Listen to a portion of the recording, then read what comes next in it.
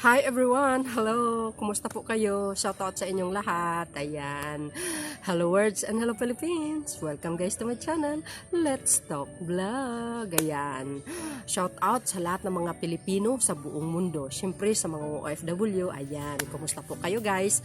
Now, our video for today ay napakahalaga.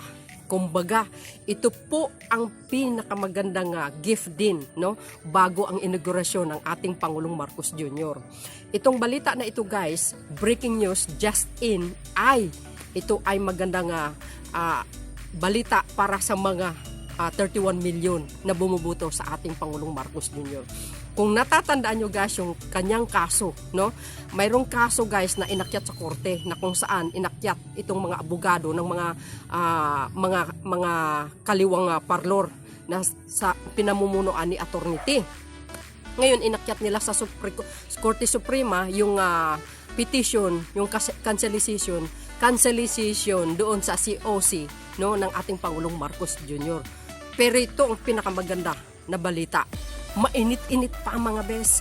Ngayon lang. Oh, di ba? Kaya itong balita na ito guys, tiyak may iiyak ng mga dilawan. Oh, di ba? Social. Oh, patay ang demokrasya sa kanila guys. Na disgrasya na. Ito po ang balita ngayon. Ang sabi dito, breaking news, no? Inquirer na 44 minutes. Sabi dito, the Supreme Court's junks disqualification petition against incoming President Ferdinand Bongbong Marcos Jr. according to the source. Oh, di ba? Yahoo! Yuhu! Sabi ni Ben Barubal. So, yun guys, Oh, magandang balita ito mga bes. Kung natatandaan natin guys, itong mga kaso ni Pangulong Marcos Jr. guys, ang ating Pangulong bago. Kung natatandaan natin, final nila ng sangkaterbang mga kaso. Nandito yung victim ng martial law, nandito yung nonsense candidate, nandito yung impostor, o kung ano-ano pa, no? Pero ano nangyari? Una pa lang sa first division sa COMELEC guys, sa Commission on Election, first division, ano nangyari? Dinismiss because of lack of merit, walang basihan yung kaso, no? Ngayon, pag after ng first division, mayroon pang second division. Yung second division, another dismissal naman. So, ibig sabihin, malinaw na nakapagbayad siya ng tax si ating Pangulong Marcos Jr. At malinis ang kanyang pagkatao. Walang bahid na pagkakautang sa anumang taxation. Dahil ito guys, very maingat ito ang ating Pangulo. Dahil hindi naman tatakbo sa pagkapangulo na ito kung mayroon siyang kaso. Masisira siya dito But dahil malinis ang kanyang pagkatao guys, kaya malakas ang loob niya tumakbo sa pagkapangulo. Actually, wala naman talaga siyang kaso so far so good naman, di ba?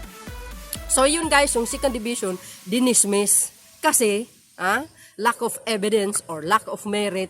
Ngayon, ang nangyari, in-bank guys, yung in-bank na sinasabi, ibig sabihin, lahat ng mga commissioner doon ay bumoto. So, ibig sabihin, ang nangyari sa in-bank, mga bes, dinismiss, wala din nangyari. Dinismiss pa rin guys. So ang ginawa ng kabilang grupo guys, inakyat nila sa Korte Suprema. Di ba? Bago mag-eleksyon. Ngayon, inakyat nila guys, yung dalawang kaso, lalo na po yung cancellation ng COC, tama ba ako? Sa pagkapangulo ni Pangulong Marcos Jr. para hindi daw makatakbo Pero wag kayo guys anong nangyari? Ilan ang bumoto? Para i-dismiss itong kaso na ito. Titingnan natin guys sabi dito The Supreme Court on Tuesday unanimously junked the petition seeking to disqualify and cancel the certificate of candidacy of President-elect Ferdinand Marcos Bongbong Marcos in the May 2022 election. Sabi. Then, ito pa voting, ika nga, 13-0. What? 13-0 mga bes. Ibig sabihin, panig ang mga hurado guys. kay Pangulong Marcos Jr. na i-dismiss ang kaso. Biro nyo, 13-0. What? Ayan, the High Court. Nako, High Court pa talaga ha. Pinakamataas na ito mga besa. Said it finds Marcos to be qualified to run for and be elected to public office. O, di ba? Qualified talaga tumakbo ang ating Pangulo. Siyempre nanalo. Manok pa more mga bes. O, ayan. Likewise, his COC being valid. In accord with the pertinent law was rightfully upheld by the COMELEC Commission on Election, the Supreme Court said in press briefer. Oh, di ba? Ito pa. The Supreme Court said Justice Henry Inting and Justice Antonio Co did not take part in the deliberation. As Inting's sibling is incumbent, COMELEC Commissioner Socorro Inting, while Co is a former COMELEC Commissioner. It said the member in charge in Justice Rodel Salamida, a group petitioner who wanted Marcos out of the May 2022. Hindi siya nagtagumpay.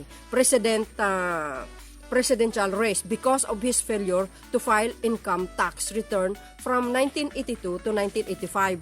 Ganun. O, di ba? Ganun daw. Hindi na talaga nagbayad, ha? So, bakit dinismiss kung hindi siya nagbayad? Which they said amounted to moral turpitude and a ground for disqualification. True to the Supreme Court and me after COMELEC junk their petition. Another set of petitioners composed of martial law survivor also filed a petition urging the Supreme Court to declare the Marcos is perpetually disqualified from public office and cannot run even for the lowest elective position. Ngayon nila ginawa yan, samantalang tumakbo, naging senador siya ng 6 years, naging gobernador siya ng Ilocos. What the heck? Oo, diba? Or, talagang ang motibo nila ay political motivated lang talaga. Namumulitika lang itong mga ito guys na. Dahil gusto nila talaga matanggal ito sa Pangulo. Ibig sabihin, matanggal siya sa race guys as a presidential candidate. Pero hindi nangyari. O, di ba? Malakas ang ebidensya ng ating Pangulong Marcos Jr. dahil hindi naman po siya nagkasala. O, di ba? Dahil yung kaso na final ng mga kaliwang grupo, there's no moral turpitude para makansela ang kanyang presidency candidacy. Okay. Inulit pa talaga ng kanyang COC ika nga guys. Kung natatandaan natin, maraming kaso ito guys ha. Sinabi ko nga kanina, ang final sa kanya. Pero manok pa more mga best. Pero hindi po sila nagtagumpay. O, di ba? Pag malinis ang iyong pagkatao, anuman ang klaseng paninira ng kapwa, hindi po magtatagumpayan. Yan po ang nangyari. Manok pa more mga best, na-dismiss ang kaso niya. O, di ba? Magandang gift yan bago siya mag-otiking sa Thursday. O, di ba? Social tayo mga best. Congratulations to me and congratulations to all the 31 millions. O, kahit sino mga kalaban or sino pang mabibigat, manok pa more mga best. Kahit sino pang mga kalaban niya, gagawan siya ng butas para matanggal sa presidential race, hindi mangyari po yan. Tandaan natin, walang sinong makakapagpapakulong or magpakataob sa Marcoses family guys. Tandaan natin guys, trial of century. Ilang kaso ang sinasampa sa mga Marcoses, pero ano nangyari? Absuelto sila kasi panig sa mga Marcoses ang katotohanan na wala silang ginawang masama at malinis ang kanilang pagkatao at intensyon para sa mamamayang Pilipino. O ano, dinala pa doon sa Amerika. O anong nangyari sa Dilawan? Nga. O, di ba? Yun pa lang yun pa lang, hindi sila nanalo. Sangkatirba, sangkatutak ang mga kaso final nila against the Marcoses. O, ayan pa lang, ito, na-dismiss na naman. So, ibig sabihin, malinis ang pagkatao ng ating Pangulong Marcos Jr. Yan ang pakatandaan natin. Ang sabi, Marcos the son of the late dictador. Agay. Kaya ganyan magmalita. Ay itong mga bias na ito, no? Ferdinand Marcos Sr. eventually won the May election with over 31 million votes. He is set to be sworn into office on Thursday, June 30. Yan po ang balita ng GMA. Oh, di ba guys? Oh, di ba? Believe ka lang. Dahil kahit anong klasong pangungutya at pag-alipusta dito kay Pangulong Marcos Jr., pero hindi natitinag ang mga mamamayang Pilipino kasi gising na po lahat. O alam na po ang katotohanan sa mga nangyayari nung nakaraan. Kaya malaking sampal yan sa kanila, lalo sa mga dilawan, lalo na sa mga ibang pari. O, di ba? Ano nangyari? Nga. So malinaw na malinaw guys. Ito yung ito po yung yung letter nang galing sa Supreme Court, no? Supreme Court of the Philippines Public Information Office. Press briefer, June 28 June 2022. Sabi dito guys, the Supreme Court in bank during its session today. Ngayon guys, 28 June 2022, dismissed the petition in GR number 260374 from Christian B. Buenafe. It LB Commission on Election. It al pala, no? And GR number 260426. Bonifacio P. Ilagan. It al V. Commissioner on Election. It al 13 justices voted to dismiss the petition while 2 justices took no part in the case. At least 13. The court also affirmed the 17 January 2022 and 10 May 2022 resolution of the COMELEC and SPA number 21-156 DC and COMELEC resolution dated 10 February 2022 and 10 May 2022 in the SPA number 21-2112 DC. The petitioner assailed the subject resolution of the Commission of Election, COMELEC, which dismissed for lack of merit. Ayun, walang basihan ang kaso. The petition against respondent Ferdinand Romualdez Marcos Jr. for the denial or cancellation of the latter's certificate of candidacy, COC, for the position of President of the Republic of the Philippines in the 2022 national election and denied the subsequent motion for reconsideration.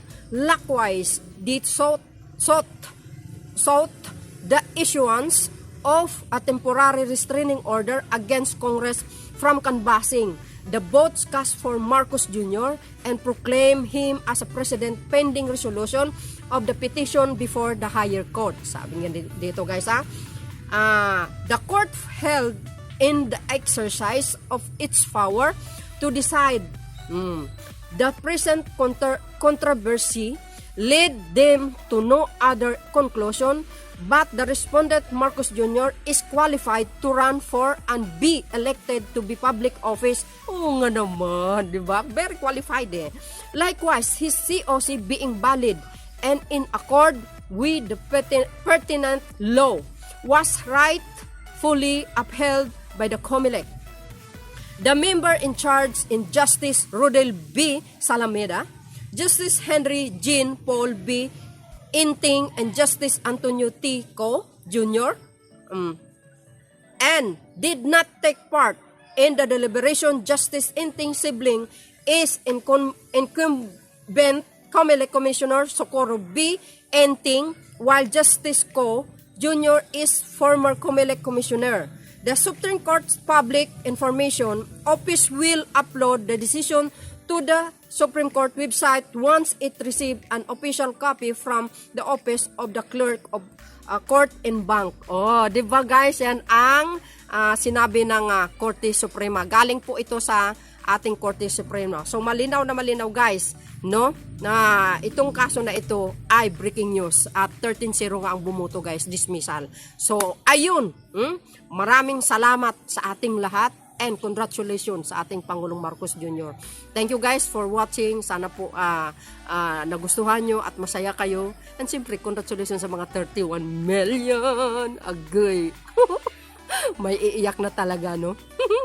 Disgrasya ang abutin ng mga kalabanis, ang mga dilawis. Oh, but anyway guys, maraming salamat guys, and thank you for watching, and thank you for always supporting me, and don't forget to like, subscribe, and don't skip the ads mga best. See you guys on my next video. See you guys on my next live. Thank you mga best. Maraming salamat po sa inyo.